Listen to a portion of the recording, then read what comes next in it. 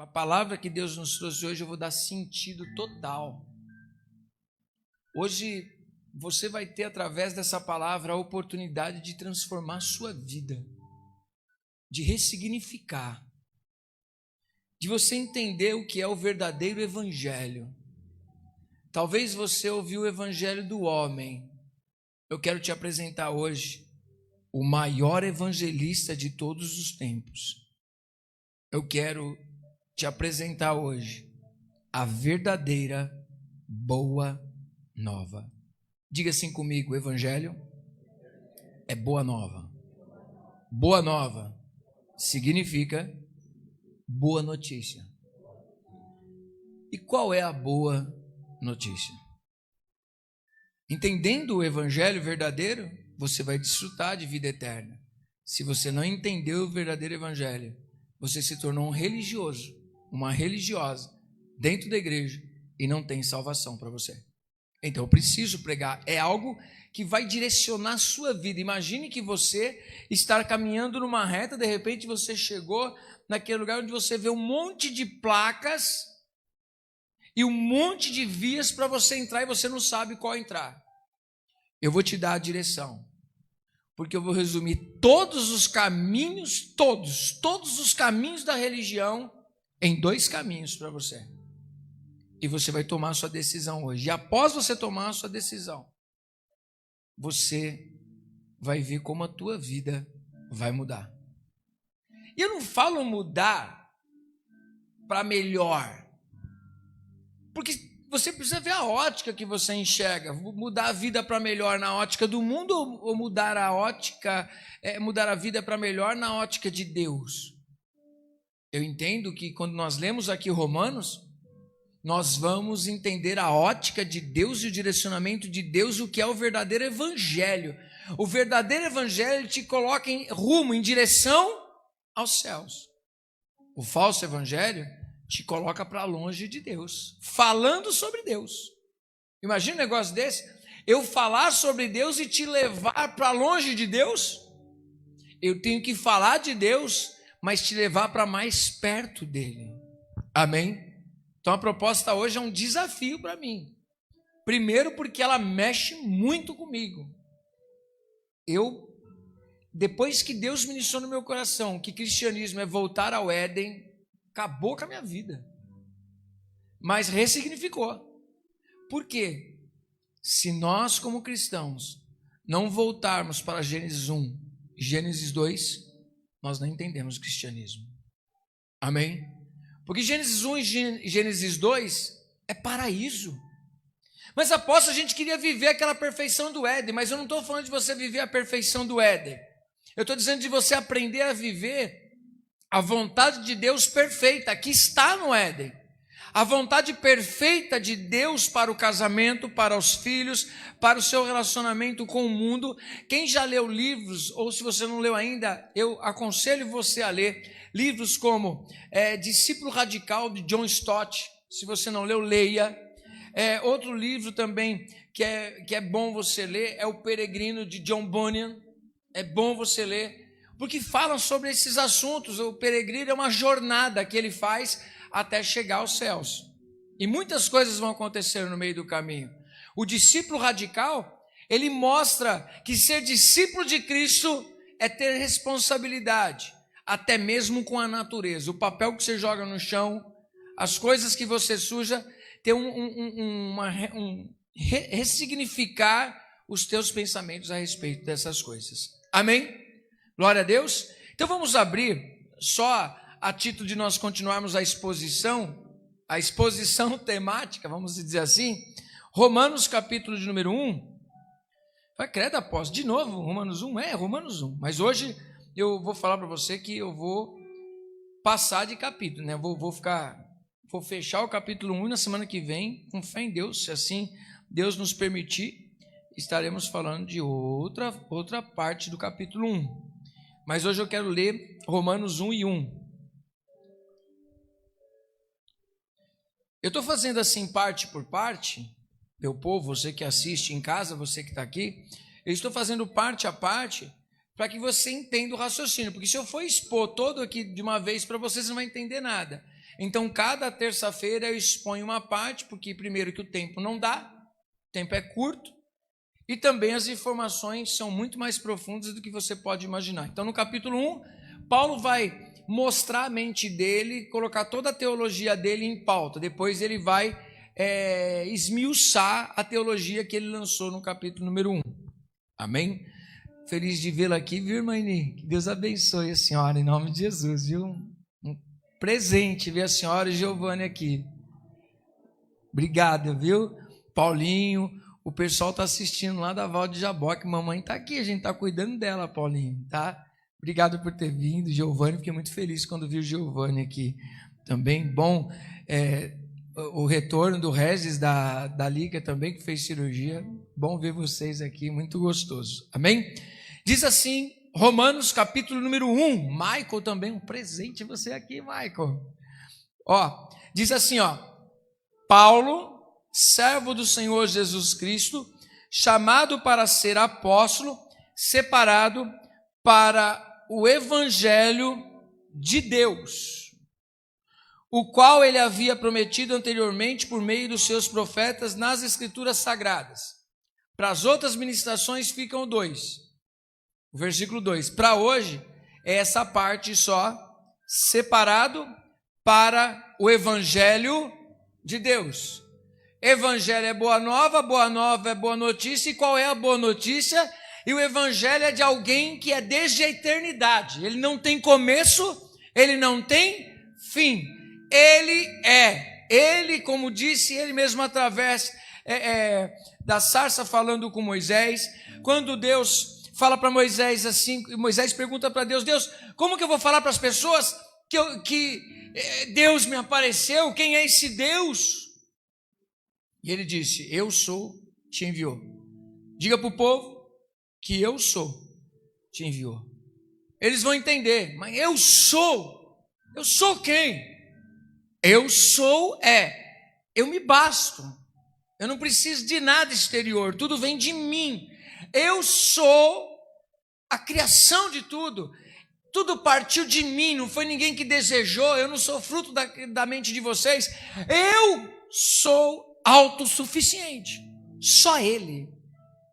E eu quero, em nome de Jesus, conseguir de alguma maneira, e que o Espírito Santo me use, eu me coloco totalmente na dependência do Espírito Santo, para que Ele acesse o seu coração, e eu peço a Deus que você dê o máximo da sua atenção para a ministração de agora, porque ela vai direcionar o seu coração. Quando eu falo do Evangelho de Deus, Deus nasceu quando? Deus, Ele não tem o princípio, Ele não nasceu, Ele é. Quem nascemos somos nós, quem foi criado fomos nós. Pai, Filho, Espírito Santo sempre coexistiram desde a eternidade. Quando eu falo desde a eternidade, é que não tem começo, não tem fim. Ele é o alfa, Ele é o ômega. Tudo é para Ele, tudo volta para Ele. Ele criou por causa da vontade dEle. Nós, eu e você estamos aqui por causa da vontade dEle. Podemos não entender nada de muitos processos, ter um monte de interrogação, mas você e eu, nós somos fruto de um projeto de Deus. E estamos aqui nessa terra, entendendo muita coisa ou pouca coisa, cheio de interrogações, mas você é um projeto de Deus. Amém? Que era para dar errado, mas deu certo. Por quê? Porque Deus decidiu fazer dar certo. Eu sei que tem um monte de coisas que a gente foge do plano da salvação e tenta entender a mente de Deus, mas como entender a mente de Deus se Ele mesmo manda o profeta dizer que os meus pensamentos são mais altos? Vocês não têm condições de acompanhar o meu raciocínio. É aí que entra a fé. Se você acredita no caráter de Deus, você pode não ter resposta, mas você confia no Deus que você serve, no caráter dele. Você não precisa de respostas. Como assim eu não preciso de respostas? Eu preciso sim, apóstolo. Não, a fé não exige respostas, a fé exige ações. É diferente. Amém? Quando Jesus fala com Tomé, porque vistes, crestes, bem-aventurado aquele que crê e não viu. Essa é a fé. crer naquilo que nós não vimos. Hebreus 11 diz que é pela fé que nós nos aproximamos de Deus, entendendo que Ele é recompensador daqueles que o buscam. E também em Hebreus 11 diz que é pela fé que nós entendemos que o mundo foi criado. Você viu Deus criando o mundo? Deus falou com você, se apresentou em forma corpórea? Não. A máxima revelação que a gente vai ministrar de terça para frente é na pessoa de Jesus Cristo. Ele era o Deus encarnado, não um Deus, o próprio Deus no meio de nós. E é o que trata João. Mas quem é este Deus? Então eu quero convidar você a entrar no texto para entender o que é evangelho. Mas para entender esse evangelho de Deus, eu preciso ir no princípio para o homem. Não o princípio de Deus, mas o princípio de Deus para o homem. Aonde o mundo físico já existia, mas ele não era habitado, uma terra caótica. Aonde diz a palavra de Deus que o Espírito de Deus pairava sobre a face das águas. Ali, Moisés, que é o escritor do Antigo Testamento, os 5 primeiros livros, o Pentateuco, ele diz em Gênesis, dentro de todas as informações que ele recebeu, que ele tinha, e Deus o inspira, Deus o dá direção, e eu fico imaginando, tem um filme muito lindo, é que o tempo é tão pouco, gente, mas poderia mostrar ele para vocês, que o pessoal da Adventista fez um filme que é um dos filmes mais lindos, ele dura uns 20 e poucos minutinhos, que é o filme falando sobre a criação. Eu vou pegar depois, eu vou postar no grupo de membros da Efrata. Você que não é membro ainda, ou você que já é membro, não está com o seu nome lá, procura a Angélica. Cadê a Angélica? Ali? Está por aí, Angélica, me procura. Eu adiciono um dos meus discípulos aí, dos líderes, e adicionar você lá para você estar acompanhando. Aí você vai assistir esse filme.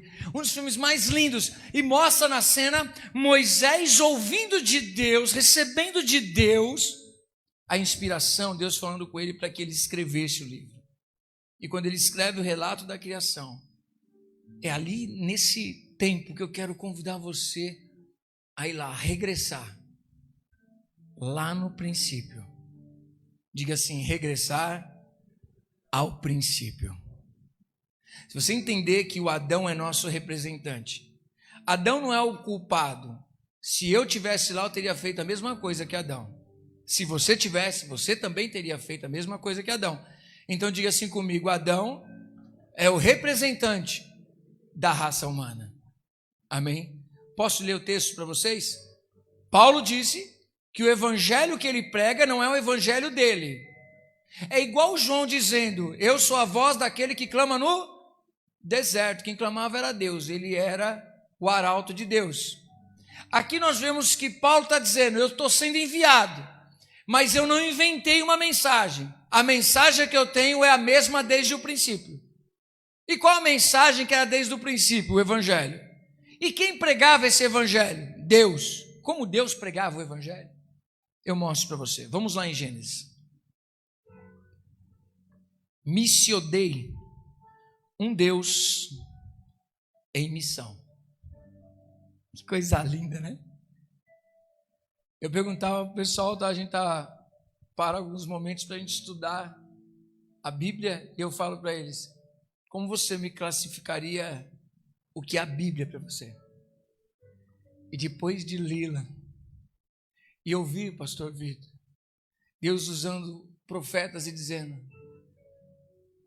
tu te prostituíste com muitos homens, ainda assim, eu te digo, volta-te para mim, que eu perdoo todos os teus pecados. Como um negócio desse, apóstolo? A história de uma prostituta e de um Deus que ama ela. Ou seja, seres humanos, não só naquele momento é direcionado para o povo de Israel, mas na verdade pessoas que foram criadas com objetivo, se perderam e se prostituíram com vários homens, vários amantes, traindo o seu criador, o seu marido, e ele ainda diz assim, eu perdoo toda a tua traição.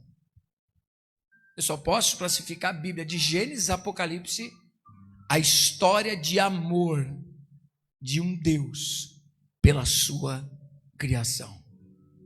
Amém? Esse é o sentido. Sempre você pode perceber, quando nós estivermos falando de domingo sobre aliança, você vai ver que Deus vai até o homem falha, e Deus continua indo até o homem. Que Deus de amor é esse? É um Deus que é difícil de pregar Ele sem chorar, sem se sentir indigno. É um Deus difícil da gente pregar, eu não sei como. Eu não sei como pode uma pessoa conhecer a Bíblia, ler a Bíblia e pregar com arrogância a palavra de Deus e dizer que está pregando o Evangelho. Não tem como pregar o verdadeiro Evangelho sendo pecador, sem lágrima nos olhos, sem as pernas bambas, sem o coração entristecido, olhando para um Deus de amor e falando: Senhor, eu sou Adão que pequei lá dentro do Éden, eu sou Adão que não fiz a sua vontade, e hoje eu colho os meus pecados, Senhor. Ministrava alguns jovens hoje pela manhã. Interessante, claro, o Alex e a Kelly estavam lá, né? Vocês ouviram? Deus pode perdoar todos os teus pecados, mas as consequências são inevitáveis. Mas Ele não deixa de te amar. Uma coisa, Deus não deixa de te amar. Não atrele as lutas, as dificuldades da sua vida a amor de Deus. Não. Como nós ministramos aqui no domingo, para pecadores, qualquer pão duro é muita graça para quem não merece. É muita graça. Se você não entendeu isso, você não ouviu o verdadeiro Evangelho. E eu vejo que hoje muita gente não entendeu o Evangelho, muitos pastores não entenderam o Evangelho, muitos pastores não entenderam nem mesmo: Senhor, tem misericórdia de nós. Muitos pastores não entenderam nem qual é a proposta de uma igreja. Se eu tenho pastores perdidos que não sabem a proposta de uma igreja, que a igreja não é dele, mas não é num texto, não é minha mesmo.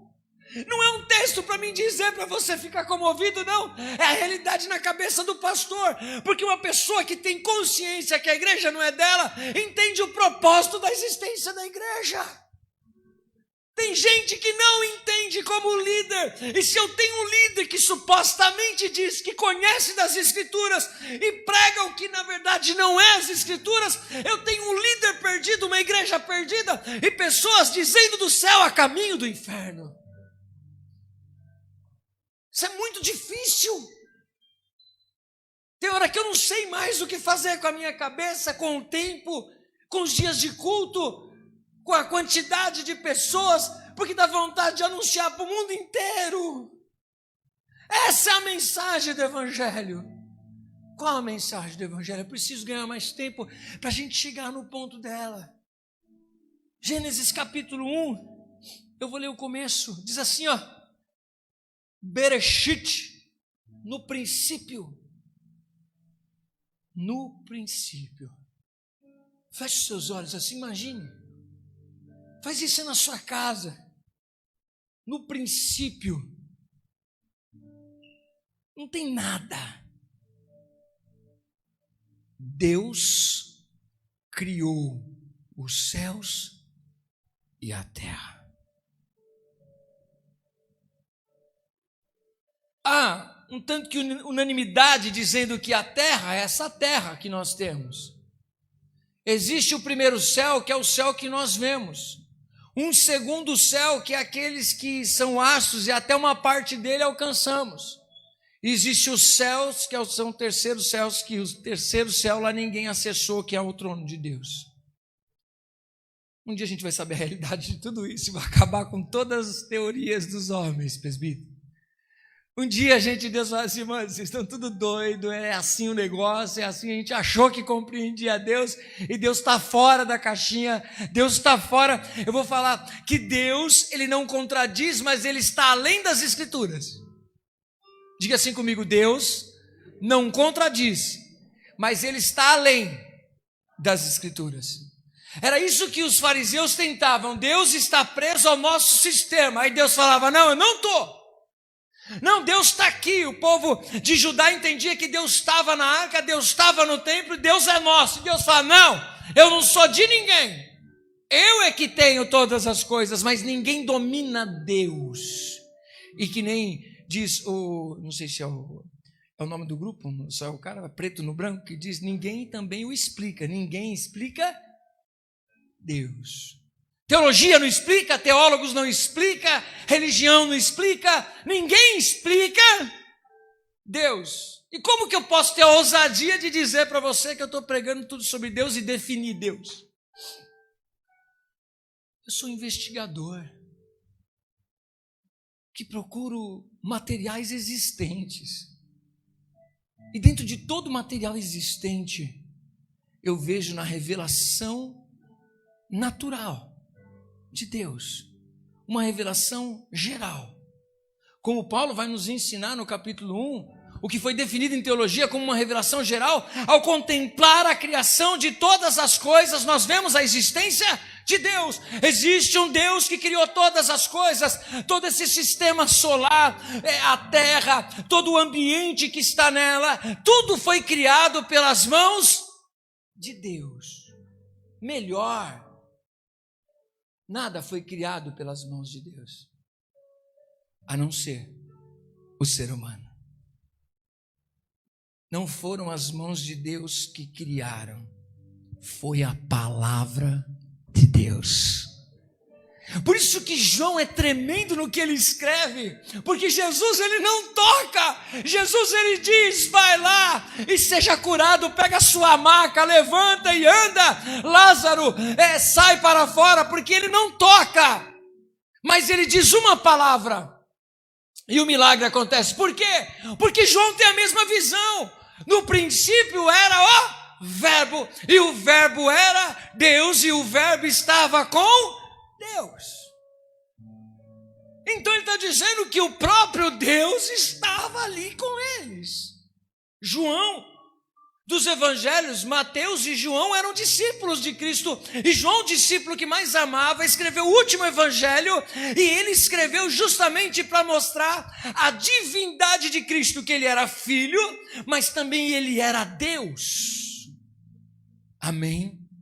Tanta riqueza na Bíblia que eu falo: meu Deus do céu. E aí quando eu trago tudo isso para Gênesis, eu vejo a luz, o farol que ilumina aqui, um Deus que através da sua palavra, ele começa a criar todas as coisas, e sempre ao final, ele diz assim: e Deus viu que era bom. Diga assim: tudo que Deus criou, ele viu que era bom. Isso é resumir para você, para mim não ficar entrando mais a fundo em Gênesis capítulo 1, porque na teologia, até mesmo no princípio, vírgula, já é um estudo. Deus criou os céus e a terra, já é outro estudo. Então não dá para a gente tentar fazer isso aqui, não dá. Mas aí você já conhece, no princípio ele criou todas as coisas. Olha, versículo 2. A terra, entretanto, era sem forma e vazia, a escuridão cobria o mar que envolvia toda a terra, e o Espírito de Deus se movia sobre a face das águas. E disse Deus: haja luz. E o que aconteceu? Houve luz. E Deus viu que a luz era boa e separou a luz das trevas. Naquela época que Moisés escreve, ele não tem nenhum mecanismo tecnológico para escrever isso aqui. Mas hoje, com mecanismos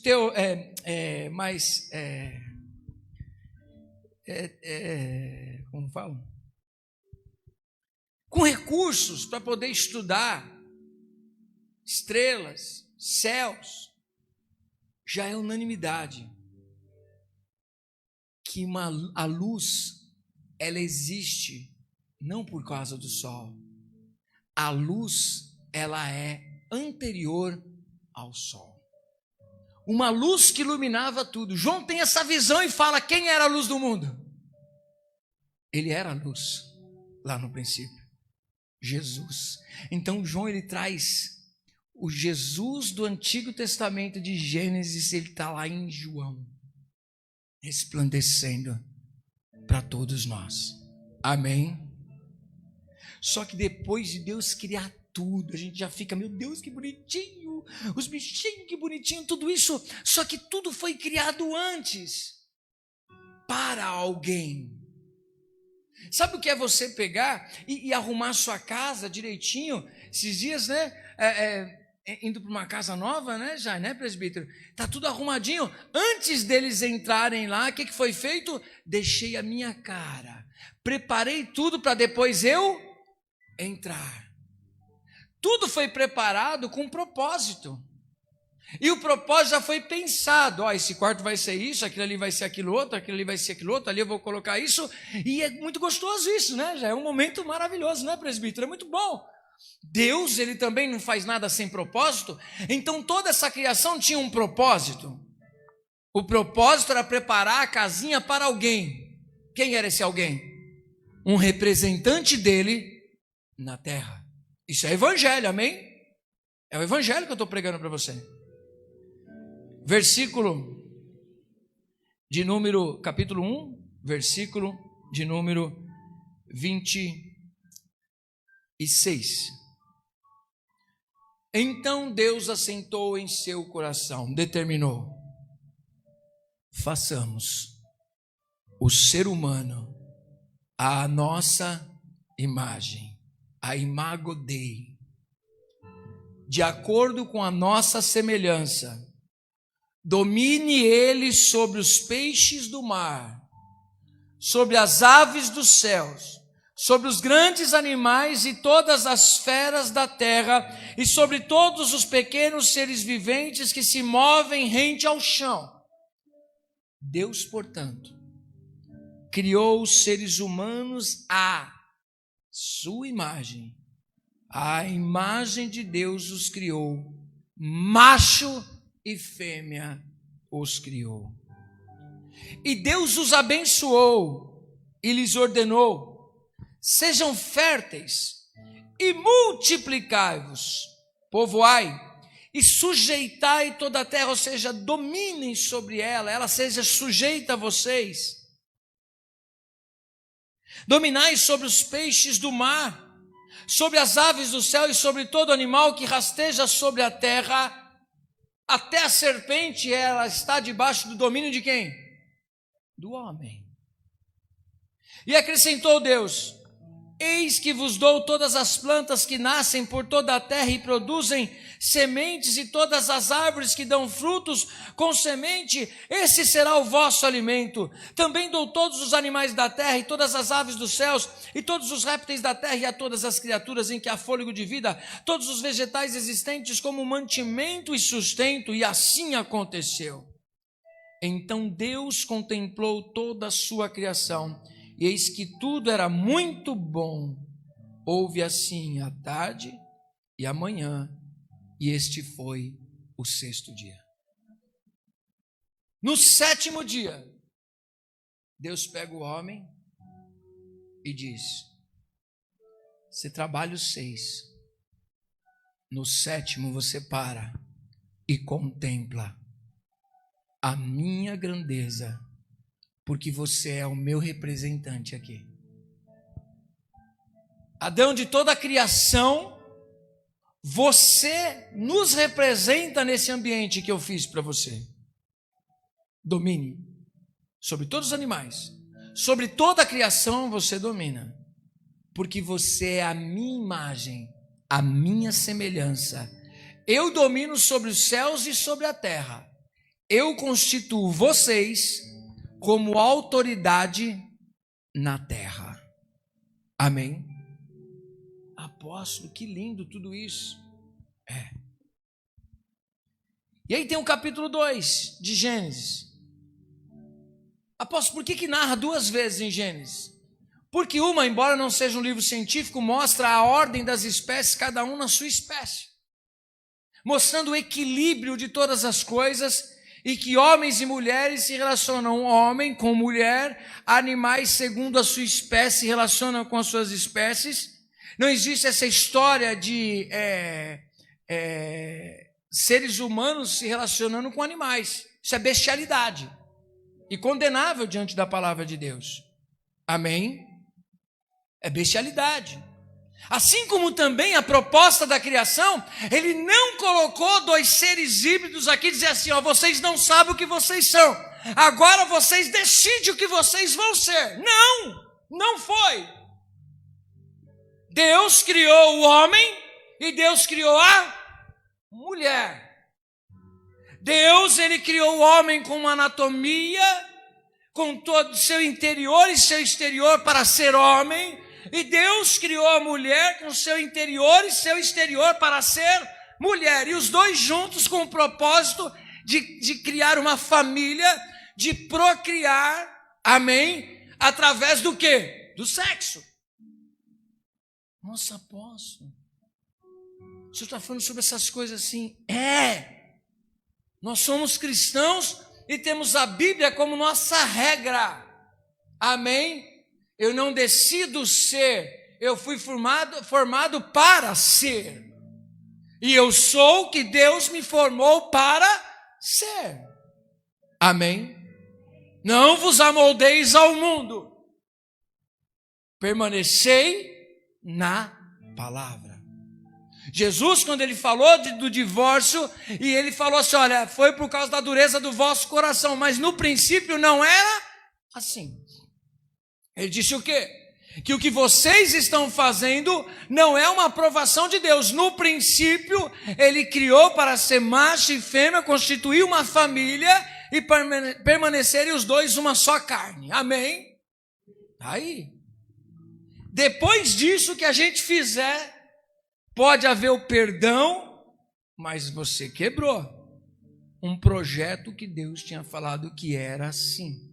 Descobriu esse projeto tarde demais, que Deus nos perdoe e vamos colher as consequências do nosso erro de não cumprir o mandamento, os princípios da palavra de Deus. Quem está entendendo?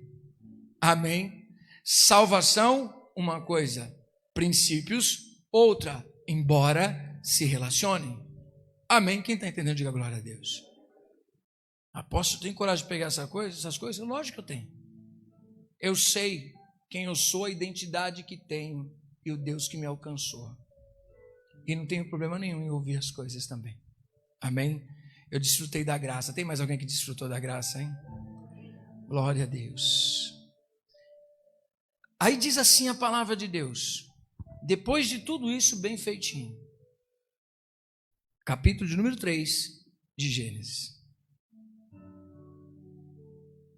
Porque agora a Bíblia já não está mais focada na criação.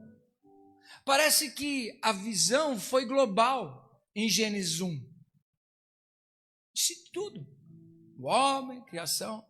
Agora Gênesis 2, me parece que o foco vai para alguém. E não é mais para as coisas criadas, embora não, Deus criou, mas o que importa é aqui, ó. Não, Deus criou isso, criou, mas o que importa está aqui. Então parece que a Bíblia faz um foco, ela lança um foco sobre alguém. E esse alguém é o representante de Deus no Éden, porque o Éden não era nos céus.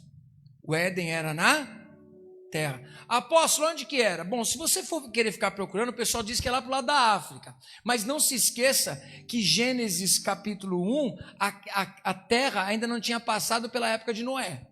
Então, na época de Noé, houve um dilúvio universal. Então, a terra já não era mais a mesma. E aí a terra do jeito que a gente tem hoje vem dos continentes no mapa mundi. Aleluia! Nossa, apóstolo, eu pensei que a gente só falava de Bíblia. Falar de Bíblia você tem que ter conhecimento das outras coisas também. Então não despreze primeiro e segundo grau. Continue estudando. Glória a Deus. Porque se você não estudar aí, você vai ter que estudar depois na Bíblia. E você vai ficar perdido.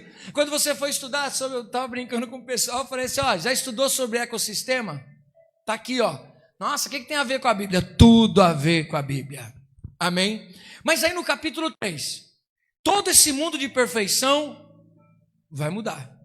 E diz assim, ó: A serpente era o mais astuto de todos os animais dos campos que o Senhor Deus havia feito. E aconteceu que ela questionou com a mulher: então foi isto mesmo que Deus falou? Vós não podeis comer nenhum dos frutos da árvore do jardim? Ao que declarou a mulher à serpente: nós podemos comer sim dos frutos das árvores do jardim, mas do fruto da árvore que está no centro do jardim, Deus disse: dele não comereis, nele não tocareis, para que vocês não morram. A serpente então alegou à mulher: com toda certeza vocês não morrerão, você não morrerá. Ora, na verdade Deus sabe que no dia em que você comer, vossos olhos se abrirão, e vós, como Deus, sereis conhecedores do bem e do mal. O homem conhecia o bem e o mal? Não. O que ele conhecia então? Se ele não conhecia o bem e o mal, ele conhecia o quê? Somente um lado da moeda. Qual era o lado da moeda que ele conhecia? O bem. O bem que vem de Deus, porque Deus é bom. E aí disse: quando a mulher observou que a árvore realmente parecia agradável ao paladar, muito atraente aos olhos, e além de tudo desejável para dela se obter sagacidade, sabedoria, tomou do seu fruto, comeu e deu ao seu marido que estava em sua companhia, e ele igualmente comeu. Quem pecou, o homem ou a mulher? Ambos. A culpa é da mulher, a culpa é do homem? Não. Ambos pecaram, porque fala de gênero humano. Amém? Ser humano. E os dois se tornaram uma só carne. Gente, eu falo que é o desafio para o cristão. Ser casado não é difícil. Não é difícil. É a coisa mais fácil você se casar. Difícil é ser uma só carne. Ah, apóstolo, não é a mesma coisa? Lógico que não. Tem muita gente casada no papel, com aliança no dedo, bonitinho, que tem filhos, tem família, tem tudo, mas não são uma só carne. São divididos, fragmentados. Por quê? Não olham numa mesma direção, não sentem no mesmo sentido, tem jugo desigual dentro de si mesmo. E jugo desigual não é você querer comprar um carro e a pessoa querer comprar uma bicicleta. Isso não é jugo desigual. Jugo desigual são nos seus sentimentos, o Deus que você adora, os valores que você tem. Isso são jugos desiguais. E olhar na mesma visão é saber o seguinte, que o que um fizer vai afetar a vida do outro, e viver um relacionamento de perdão, amor, compartilhamento de sonhos, mutualidade. Os dois compartilham de uma mesma visão, adoram o mesmo Deus, servem ao mesmo Deus, um acredita no outro, um apoia o sonho do outro. É isso que é casamento, a ótica de Deus. Por isso que quando nós nos casamos, não adianta dizer que o marido passa pela prova e a mulher não. Dá para passar pela prova sozinho e o marido ficar de boa, Dani? Dá, pastor? Sente na pele. E se Deus, presta atenção, mulher e homem. Mulher, homem. Quanto mais os dois se alinharem a Deus, menos os dois sofrem, porque pode ser que por causa de um, os dois padeçam. Porque não tem como Deus tratar só um lado da sua carne. Deus vai tratar os dois, até que se torne um. Quem está entendendo? É forte. É forte. Olha só, continuando aqui, para a gente não abrir mais, senão não acaba hoje. Olha só o que a Bíblia diz. Então os olhos dos dois se abriram e perceberam que estavam nus. Em seguida entrelaçaram folhas de figueira e fizeram cintas para cobrir-se. Deus disse: não faça, porque o dia que vocês fizerem, vocês vão abrir os olhos de vocês vão sentir o que é o peso da morte. E eu não quero isso para vocês. Mas Deus já não sabia disso? Sabia. E aí que é o interessante. Deus mesmo sabendo, apóstolo, mas por que Deus sabendo ele fez? Porque o maior respeito no amor é deixar que o outro deseje te amar sem você forçar. Esse é o respeito do amor. É amor uma pessoa te amar, querer estar do seu lado, obrigada? Não é amor. Você está impondo a sua vontade. A pessoa tem que estar do seu lado porque ela te ama. Ela tem que desejar estar do seu lado e vice-versa. É assim que funciona. O amor respeita o sentimento do outro, sim ou não? Então esse negócio, eu vou fazer um trabalho para amarrar o amor, não adianta você orar não, irmão. Eu vou orar até que Deus traga aquele amado. Amarração evangélica, irmão. Senhor, coloca amor no coração dele para ele me amar. Deus não vai fazer isso, porque amor é livre arbítrio. Você deseja e você se entrega a esse amor. Romanos, quando ele diz para nós lá no capítulo 12, rogo-vos, pois, irmãos, que apresenteis os vossos corpos, ou seja, eu vou lá e me entrego como sacrifício vivo. Sacrifício vivo tem vontade própria. Então ele vai lá e obedece, ele se entrega ou não. Ele se entrega ao amor ou não. Amém? E diz aqui a palavra, que quando eles comeram, eles desobedeceram. Só que a desobediência deles mostra muitas coisas. Por exemplo, se eu disser para você, não faça aquilo, e você vai lá e faz, você acreditou em mim? Você duvidou do meu caráter. Então a desobediência é desacreditar do caráter de Deus. E desobedecer é um pecado. Quando o povo não entra na terra, não é porque eles viram a dificuldade, é porque eles duvidaram do caráter de Deus. Se eles tivessem visto a dificuldade, falassem assim, meu Deus do céu, nós não vamos conseguir entrar lá, a não ser que Deus faça alguma coisa por nós, porque Ele disse que a gente vai entrar. Foi o que Josué e Caleb fez. Eles fizeram o quê? Não, se Deus se agradar de nós, nós entraremos nessa terra. Eles acreditaram no caráter de Deus, porque Deus, Ele vela sobre a palavra dEle para cumpri-la. Então Deus disse que eles entrariam na terra prometida, eles vão entrar na terra prometida. E quem tem fé no caráter de Deus não desiste. Por quê? Porque sabe que Deus é fiel sobre a sua palavra. Amém? O Adão, a Eva duvidaram. Mas por que eles duvidaram? Porque eles foram induzidos àquilo. Sim, mas eles deram ouvidos. Mas presta atenção que a Eva olhava, ela desejava, seria gostoso, daria sabor, satisfaria ela, seria legal e ainda daria entendimento, daria conhecimento e faria eles serem iguais a Deus. E o que é idolatria? A idolatria é formar um Deus para satisfazer a minha vontade.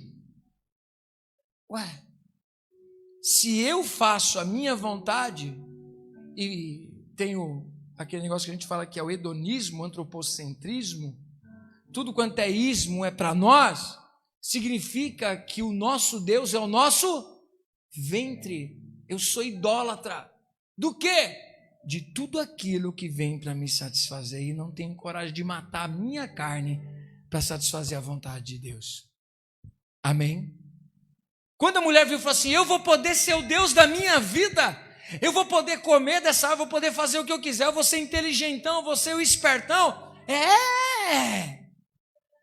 A mulher vai lá e come, o homem está junto, come, abre os seus olhos e ele olha para ela, Eva, tu estás nua, mulher.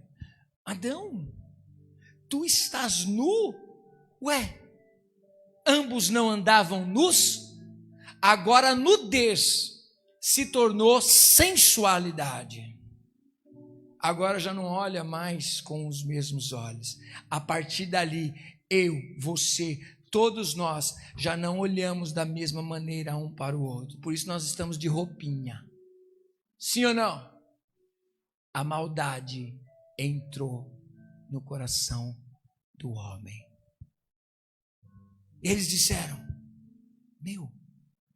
Deus vai ver que a gente falhou.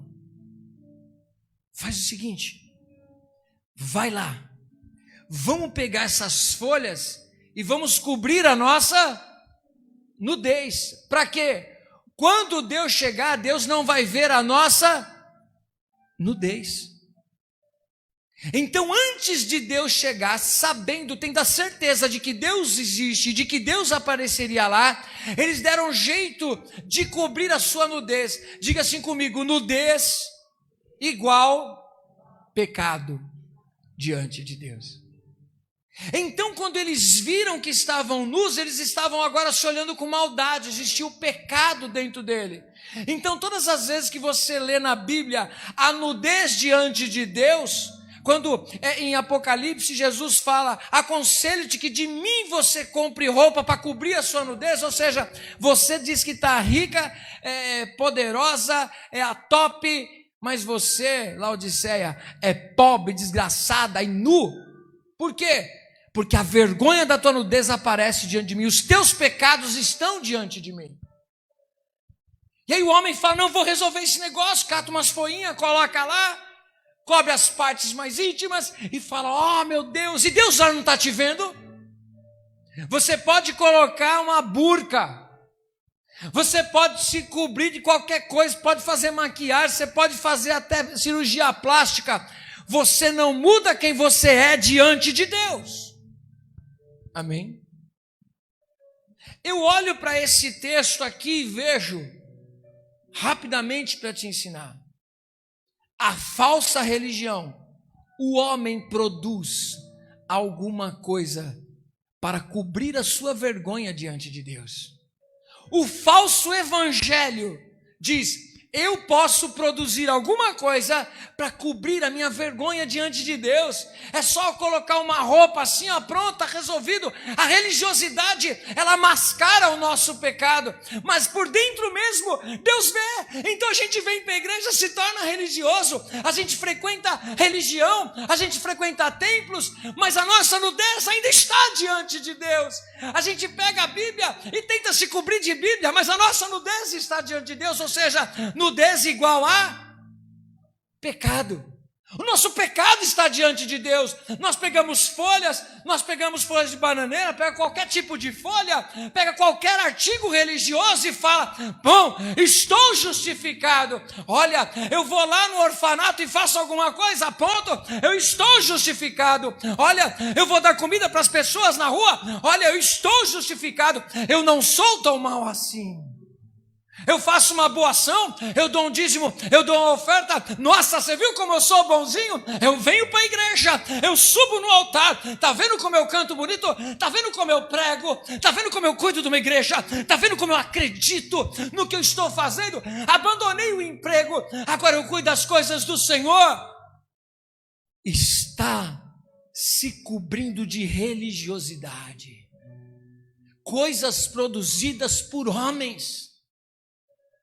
Qualquer um pode abrir um templo, mas ninguém consegue abrir uma igreja.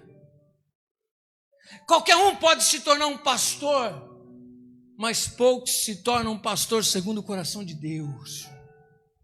Muitos podem se denominar evangelistas, pastores, mestres, mas nem todos têm a sabedoria que vem do alto e nem todos têm a autoridade de serem enviados de Deus. Apóstolo, mas como pode? A falsidade da religião, ela cria sistemas, ela monta esqueminhas para que a gente consiga se safar. Aí a gente ministra e fala: não, olha, traga o seu dízimo, que você vai ver que Deus vai fazer isso na sua vida. Traga a sua oferta, que Deus vai fazer isso na sua vida. Me parece que a religião dá um jeito de comprar Deus e fazer com que Deus venha fazer aquilo que nós queremos. A religião diz: você pode estar aqui em São Paulo, mas aí você quer reconstruir sua vida, você abandona a sua família, você larga tudo e você começa a sua vida lá em outro estado, em outro país, em outro lugar.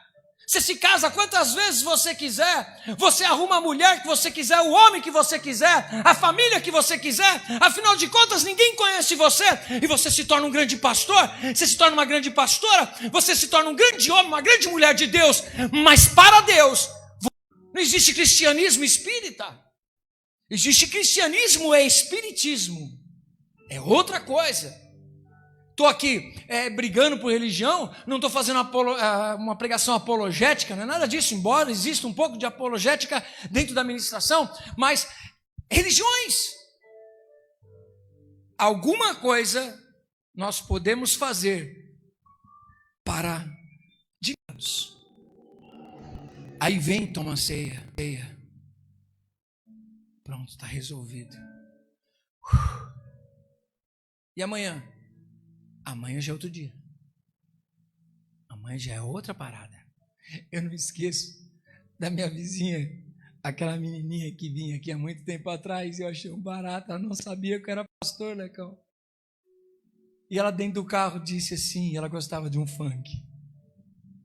E aí ela pegou e estava vindo para a igreja, e eu falava assim, fulano, você tem que mudar esses costumes. Não, mas hoje não vou ouvir.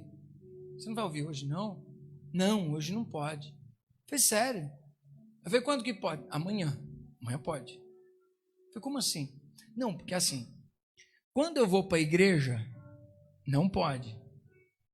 Depois, na segunda, pode, porque não é dia de ir na igreja. Só que a cabeça de uma criança. Ela juntou essa informação, ela ouviu alguém falar. Isso é religiosidade. Hoje é dia de ir para a igreja. Eu tenho que me santificar. Porque nós não entendemos que nós somos a igreja. Deus não te vê quando você vem para cá. Deus te vê quando você nem sequer pensou em vir para cá. Porque Deus, ele te enxerga em todos os momentos. Quando aquela mulher diz assim para José, vem cá José, aproveitar que todos estão fora de casa, só está eu e você. Aí o José olha para falar assim, não, nós estamos acompanhados. Ele diz assim, mas como você está acompanhado? Nós estamos acompanhados de quem? Meu Deus está aqui conosco. E ele vai ver. E ele não vai concordar. E eu não vou fazer. Eu vou vazar. Tchau, gata. Fui. Vazei. Ele entendia que o Deus de Gênesis é o Deus que está com ele a todo o momento. Amém? Já o Adão, ele disse, Deus vai vir, eu vou me cobrir. E ele se cobriu. Ele trouxe um evangelho para ele, uma boa notícia para ele. Resolvi o meu problema diante de Deus. Eu mesmo produzi alguma coisa para me guardar, me esconder de Deus. Diga assim, o falso evangelho produz algo humano para nos justificar diante de Deus. É o conhecido como legalidade. Legalismo, quer dizer. Legalismo. Sabe o que é o legalismo? Ainda bem que eu não sou igual aquele cara ali. Tá vendo? Tá vendo? Tá vendo? Tá vendo? Tá vendo? Tá vendo? Tá vendo? Legalismo é aquele que gosta de julgar. É aquele que senta assim e fala assim, tá vendo? O presbítero não vai para frente, afinal de contas, o presbítero só abençoa com R$500. Eu abençoo com 3.000. Eu tenho mais direito, sou melhor do que ele. Quem está entendendo? Isso é legalismo. Legalismo, você ficar julgando. Ensinar é uma coisa, julgar é outra. O legalista, ele é farisaico. Por quê? Porque ele diz, eu produzo santidade. Eu produzo, eu sou perfeito. Veja, eu sou o melhor marido, ela é a melhor esposa, mas senta com a melhor esposa se ela pudesse falar do pior marido que tem. Senta com o maridão daquela esposa que está dizendo eu sou a perfeita. E ele vai dizer para você se ela é perfeita.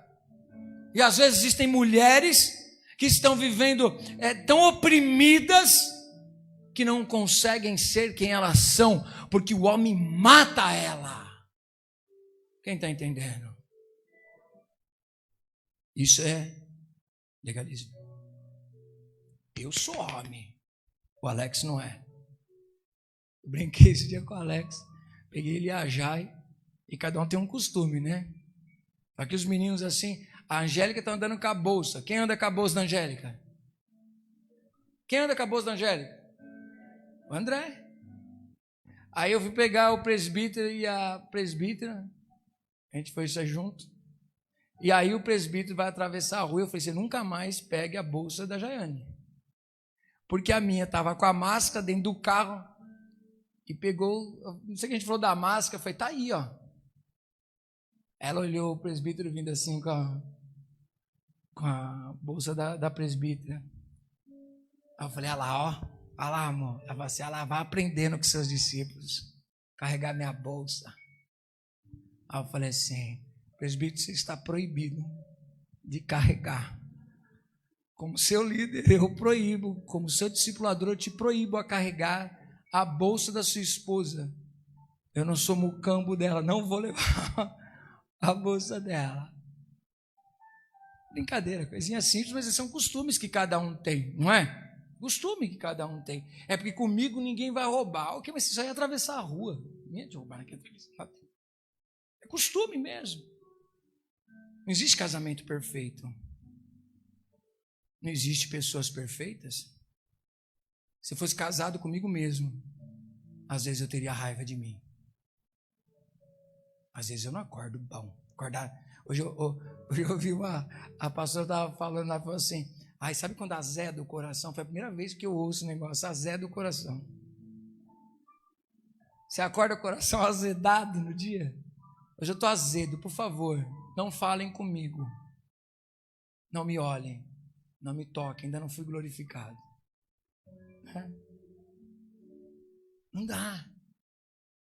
Então nós somos seres humanos e somos imperfeitos. Nós somos imperfeitos. A igreja, humanamente falando, ela é imperfeita. Enquanto eu estiver aqui, ela não será perfeita, gente.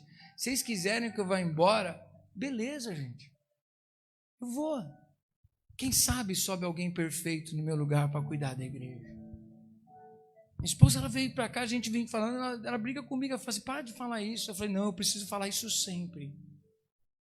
O quê? Não sou digno. Não sou digno de pregar a palavra de Deus. Eu não sou digno da ceia. Eu não sou digno de estar aqui. Eu não sou digno de nada. O carro que tenho, a casa que tenho, dos filhos que tenho, a comida que como. Eu não sou digno do pão de cada manhã. E quando eu olho para Deus, eu falo, Senhor, eu estou nu diante de Ti. Eu não tenho nada para produzir, para dizer, Senhor, eu tenho direito de pregar. Eu tenho direito de ser referencial, eu tenho direito de ser isso, eu tenho direito de ser aquilo. Eu digo, não, Senhor. Eu não tenho direito de pregar, eu não tenho direito de falar, eu não tenho direito de aconselhar, eu não tenho direito de tocar a Bíblia, eu não tenho direito de orar, eu não tenho direito de nada do que eu tenho, eu não tenho direito. Senhor, eu já digo para Ti, você precisa, eu preciso sempre sair da moita, sempre sair da moita, porque Deus sabe quem você é. O que você quer dizer com isso, apóstolo? O que vai acontecer agora?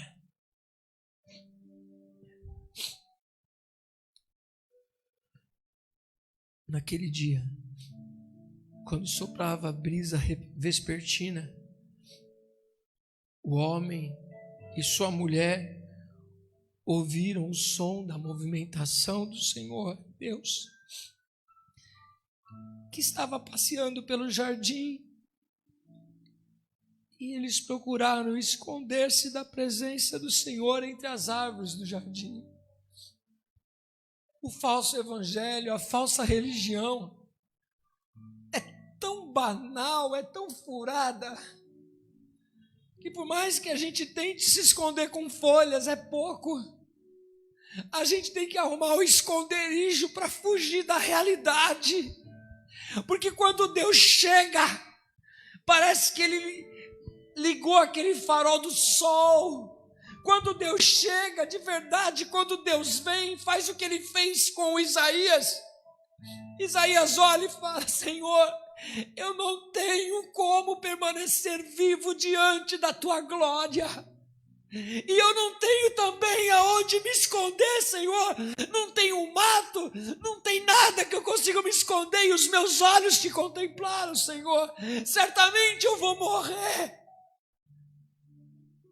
Quem não vive uma falsa religião, é essa a ideia que tem de todas as vezes que vai orar, e ora com humildade, prega com humildade, cuida da igreja com humildade, sobe no altar com humildade, e valoriza. Meu Deus do céu, perdoa a sua igreja, Senhor.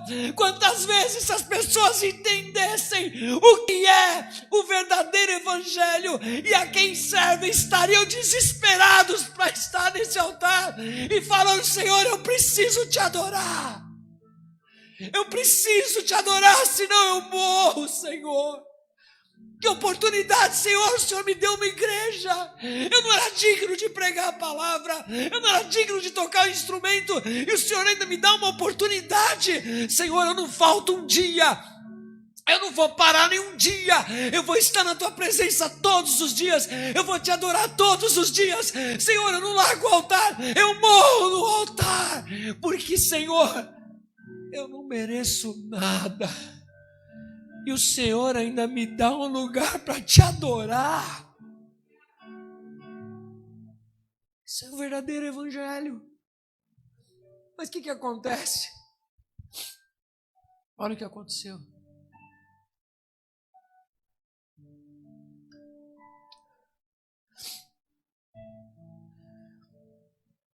Diz assim, ó: Deus, que estava passeando pelo jardim e procurava esconder-se da presença do Senhor entre as árvores do jardim, mas o Senhor Deus chamou o homem indagando: aonde estás? O homem declarou: ouvi o som do teu caminhar no jardim, e vendo eu que estava nu, eu tive receio, por essa razão me escondi.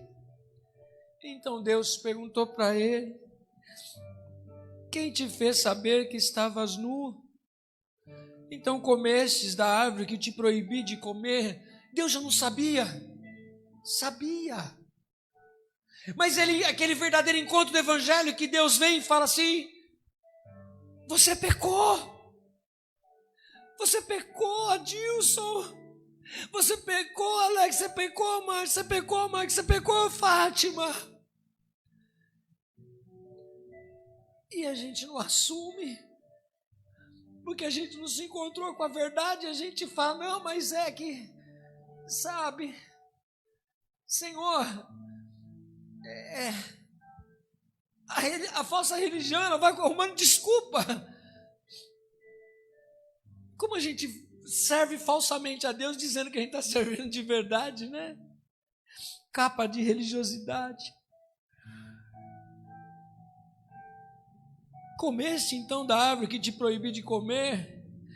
Não, não é assim, Senhor.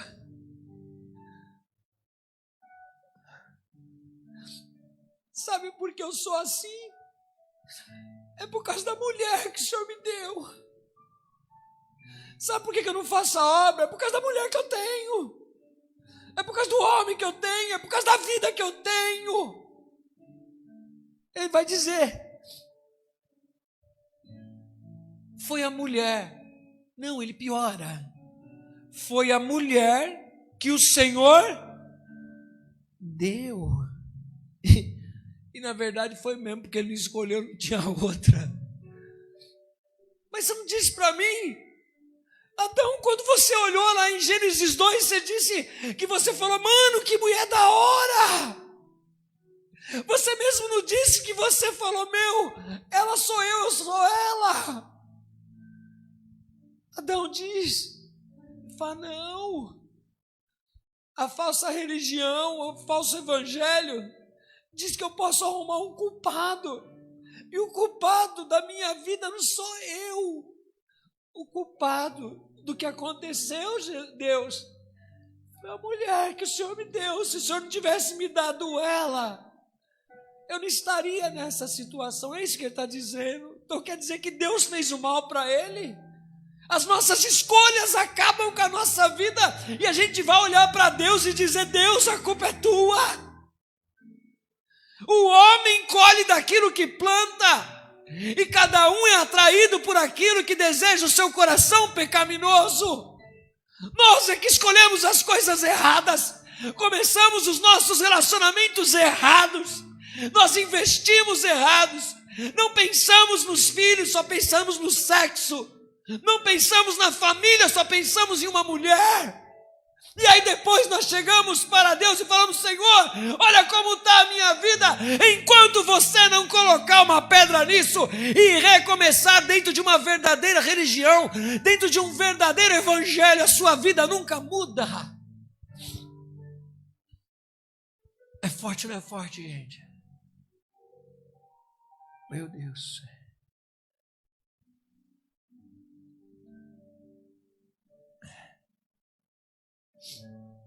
Quer saber do verdadeiro evangelho ainda hoje?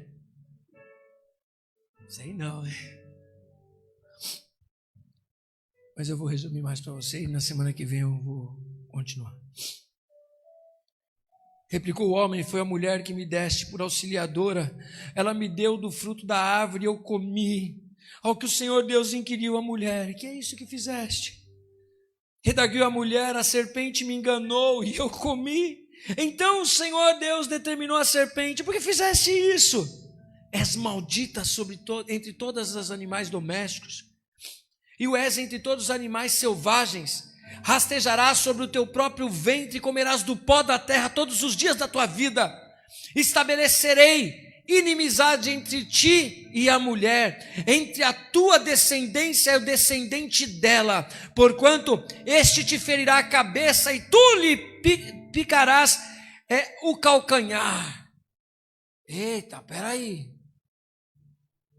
Deus está começando a dizer alguma coisa aqui. Para a mulher sentenciou o Senhor: multiplicarei grandemente o teu sofrimento na gravidez, em meio à agonia darás à luz teus filhos, seguirás desejando influenciar o teu marido, mas ele te dominará. Olha o caminho inverso hoje do feminismo. A Bíblia não é feminista nem é machista, ela é divina. E Deus ama o homem e Deus ama a mulher. Deus ama o ser humano. Amém?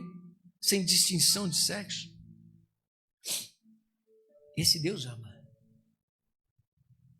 E aí ele diz: então voltou-se para o homem: porque escutaste a voz de tua mulher e comeste da árvore que eu te proibira de comer, maldita é a terra por tua causa. Com sofrimentos obterás do solo teu alimento todos os dias da tua vida. A terra produzirá espinhos e ervas daninhas, e tu terás de comer das plantas do campo. Com o suor do teu rosto comerás o teu pão, até que voltes ao solo, pois da terra fostes tomado, porque tu és pó, e ao pó da terra retornarás. Assim, Adão deu à sua mulher o nome de Eva, porquanto ela seria a mãe de toda a humanidade. Versículo 21. Fez o Senhor Deus túnicas de pele, e com elas vestiu Adão e Eva, sua mulher. Então declarou o Senhor Deus: eis que agora o ser humano tornou-se como um de nós, conhecedor do bem e do mal. Não devemos permitir que ele também estenda sua mão e tome do fruto da árvore da vida, e comendo-o possa viver para sempre. Por isso o Senhor expulsou o ser humano do jardim do Éden, fez que ele lavrasse a terra da qual havia sido formado. 24. Deus baniu Adão e Eva, e no lado leste do jardim do Éden estabeleceu seus querubins e uma espada flamejante que se movia em todas as direções, evitando assim que alguém tivesse acesso à árvore da vida. O homem produziu as folhas, arrumou uma moita e se escondeu. Deus cobrou o pecado de Adão? Sim ou não? Não. As consequências não foram cobranças. As consequências foi a colheita da desobediência. Amém? Era para Deus ter fulminado eles lá? Sim. Deus matou eles? Não. Mas a morte se instalou. Deus colocou eles para fora do jardim, mas antes de colocar, ele liberou uma palavra. Deus evangelizou o homem, porque ele disse: serpente, que é Satanás, da semente dela vai nascer um que vai pisar na sua cabeça. Você lhe ferirá o calcanhar, mas ele pisará na sua cabeça e te vencerá. Começou um evangelho. Aí Deus pega e faz o primeiro sacrifício fora ou dentro do Éden? Dentro do Éden. Deus, ele vai lá e produz. Quem foi que fez? Deus. Ele produziu roupas para o homem. E essas roupas produzidas pelas mãos de Deus trariam proteção para o homem. Um sangue foi derramado lá, um animal foi morto e foi colocada aquela roupa sobre o homem, e agora ele ficou protegido de todas as coisas que ele haveria de enfrentar. O que a Bíblia está dizendo? Que Deus evangelizou Adão, dizendo: eu tenho um plano de salvação. Eu vou, aleluia, trazer vocês de volta para mim. Eu não vou desistir de você, Adão, e não vou desistir da humanidade. Eu sou um Deus justo e santo, e eu vou cobrar.